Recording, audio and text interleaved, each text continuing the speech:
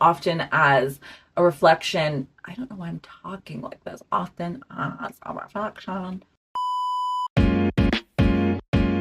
Hello, I'm Samantha Brunson, also known as Bobble Clubhouse. If this is your first time here, welcome. If this is not your first time here, welcome back. Before we get into today's video, don't forget to like, comment, and subscribe. It really does help out the channel. Today, I'm giving away a free pattern to anyone who subscribes to my newsletter. I make both knit and crochet patterns. So all you have to do to get your pattern is to click on the link in the description below and sign up, and I will send you the freebie right to your inbox. In today's video, I'm going to be taking you to the Met for one of my most anticipated fashion exhibitions of the year, and that is Superfine Tailoring Black Style, the Met fashion exhibition on Black tailoring and dandyism. Now, let me be a little honest here. When this year's theme was first announced, I was nervous because I knew that a Met fashion exhibition meant that there would also need to be a Met Gala, and the idea of non-Black celebrities interpreting Black dandyism on the red carpet live in front of the world felt like a very, very bad idea. But I only rolled my eyes a few times while watching the red carpet this past May, and honestly, my curiosity to see the full exhibition has been growing ever since. So last weekend, that wish came true as I made my way into the city and uptown in the pouring rain to see the exhibition come to life with my best friend Erin and my cousin Kemi. I typically try to avoid places like the Met on weekends and in the summer because it is tourist season right now in New York City. And on this particularly rainy day, the line to get into the Met was insane. I did try to get my ticket online because I'm a Jersey girl, but I still wanted to take advantage by using a New York City zip code to get a ticket for free. But they have updated their system since the last time I attempted to do this. And I actually got caught when I went to input my billing address zip code. They were like, wait a second, that is not a New York City zip code attached to your billing on your credit card. I did end up having to pay the full $30 for the ticket.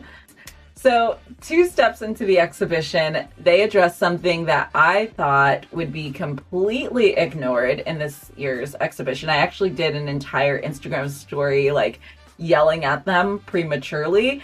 And that topic is the backstory on Brooks Brothers and how they basically built their wealth as a company by selling to slave owners and dressing enslaved people. I don't know why, but for some reason I really was convinced that they would avoid this topic altogether, seeing as Brooks Brothers is now this super brand, but they did. And it was actually the second garment on display in the exhibition. I think that really set the tone for what this exhibition was all about and expectations going forward.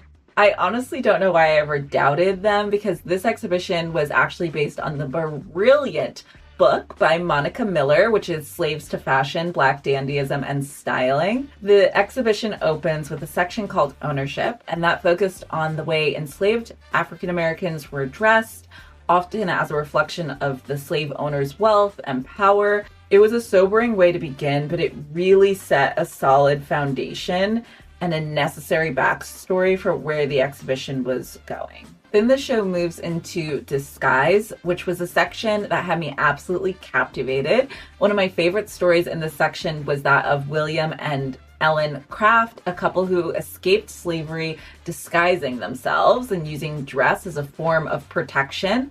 Ellen was able to pass as white and William dressed as her slave in order for them to make it north. The exhibition talks about how clothing was used to help them subvert expectations, and the story is incredible. The exhibition brought it to life in such a powerful and meaningful way. I also really love the section Presence, which showcased military uniforms and the ways in which Black people in the military post-slavery were able to use uniforms to signal their status in society. Side note, I had no idea that the writer of Three Musketeers and The Count of Monte Cristo was a black man, and that his racial identity was often used against him when it came to critiques of his writing at the time. Those were some of my favorite stories when I was growing up, and so I really loved learning that piece of history that I had no idea about. In that section, they also had some really beautiful modern military-inspired fashion garments. In the middle of the room, there's a section called Champion, which showcases the evolution of Black athletes' fashion from early jockey uniforms to present-day Nike looks. I thought this whole section was really fun because I wouldn't have thought to incorporate that in with Dandyism, but they tied it in such a beautiful way. My friend Erin was absolutely obsessed with the stitching on the jockey uniform because it actually is made out of ribbons that are perfectly hand stitched together to form stripes. Personally, one of my favorite sections featured Frederick Douglass's clothing and included his actual jacket, which, by the way, is huge.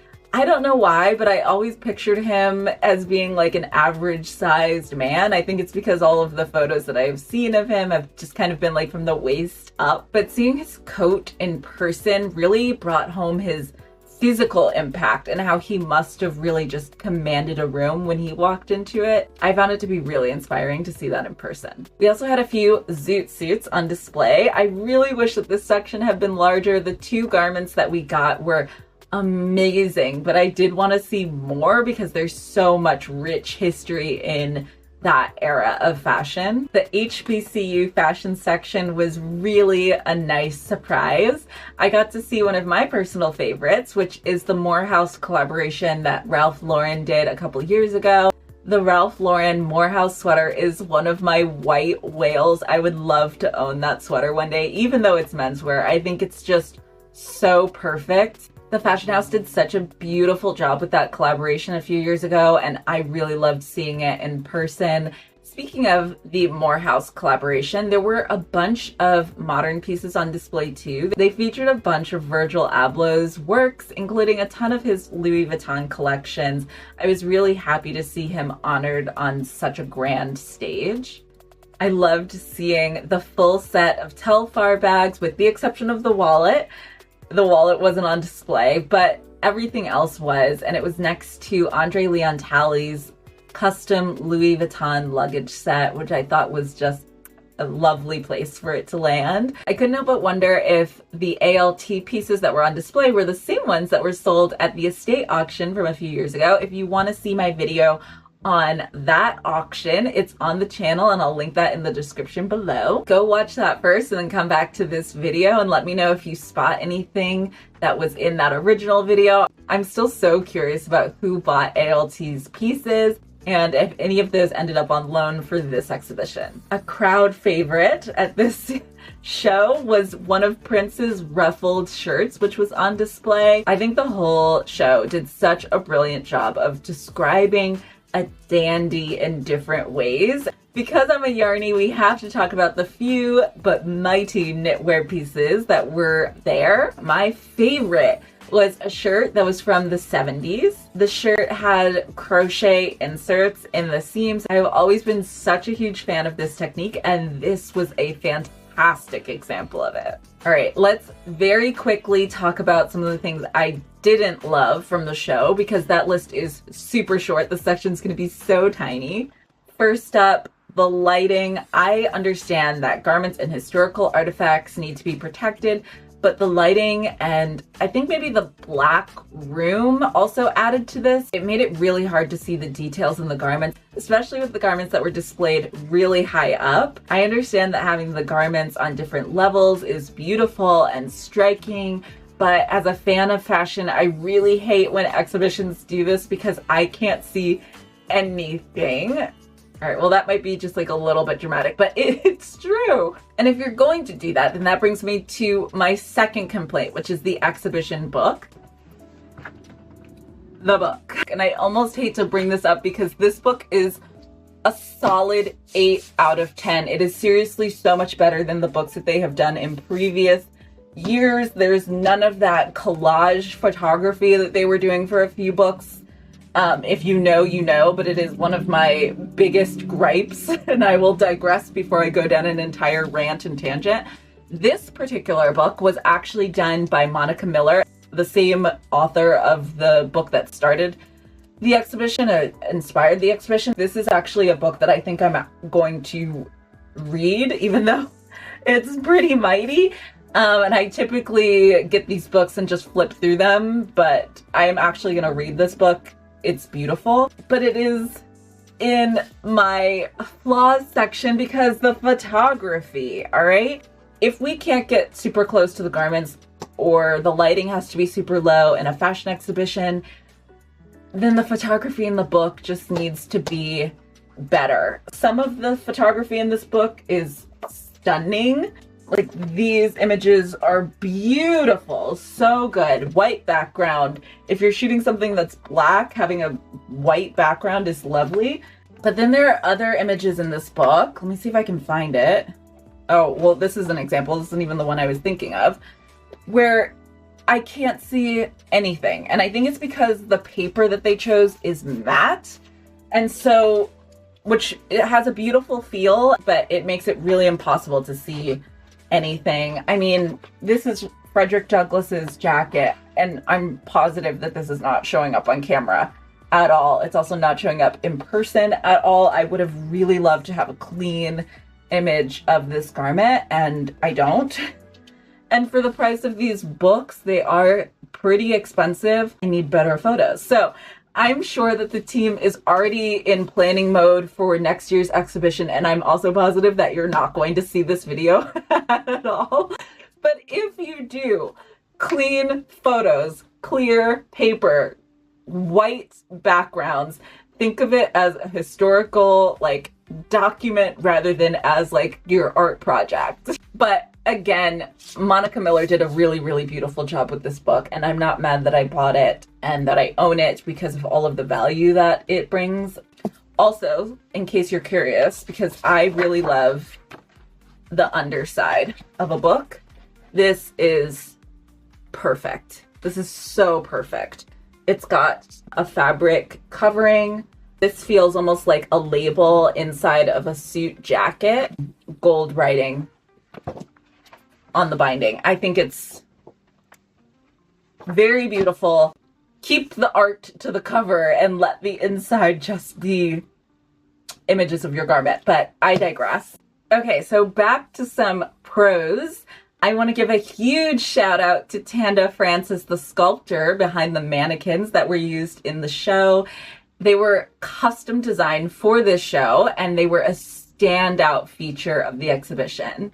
There's actually a really beautiful interview with her in the back of the book, and it has close-ups of her sculptures and the process that she used to develop the mannequin heads.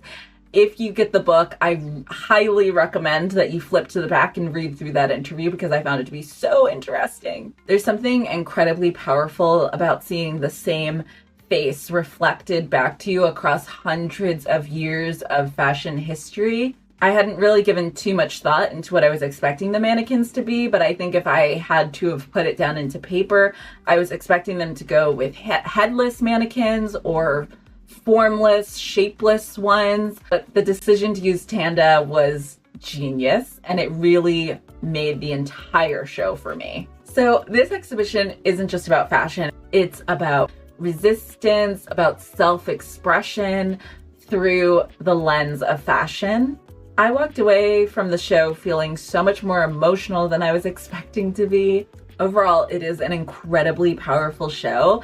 I do wish that Virgil and Andre Leon Talley had been around to see this come to life, or that the Met had chosen to do this during Andre's lifetime, but I'm really happy that they were both honored in the show. If you are in New York, especially if you are Black, I highly recommend going and seeing the show in person, and definitely try to visit on a sunny day so that you can see the rooftop of the Met before it closes for renovations. It's going to be closed for a few years, so please take advantage of it while you still can. Unfortunately, as I mentioned, I did go to see the exhibition on a day when it was raining, so I didn't make it up to the roof, but it is totally worth the trek up those stairs for the view alone. Congratulations to Monica Miller for an absolutely beautiful show. I highly recommend that you check out her original book if you want to go even deeper on any of these topics. Let me know in the comments what part of the exhibition stood out to you, or if you've been to the exhibition already, what part did you love the most?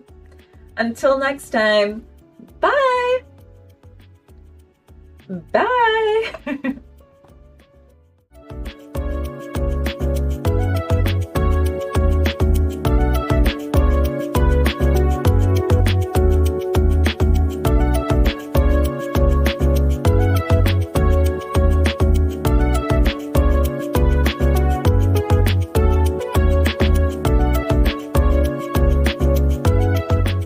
Come on, New York, like New Jersey should also have the, okay, whatever, it's fine. It's not our tax dollars, that's a separate rant. I digress.